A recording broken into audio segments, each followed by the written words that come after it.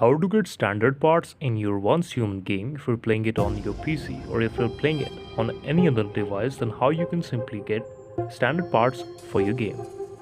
Now, for this I will tell you some of the genuine steps from the official website and some of the basic articles, then you can understand very well that how you can exactly do the setting and what is the main basic, then what are the main steps by which you can get standard parts. To get it, there are two main ways to get.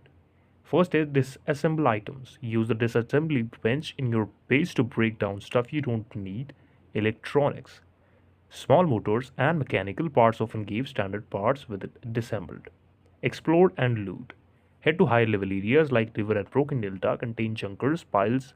Use your space ability to highlight lootable objects. Best place to find standard parts is the best hunting grounds for standard parts are the Broken Delta and Iron River. Their areas are tougher, so make sure you are around level 15 to 20. Thank you so much for watching this video.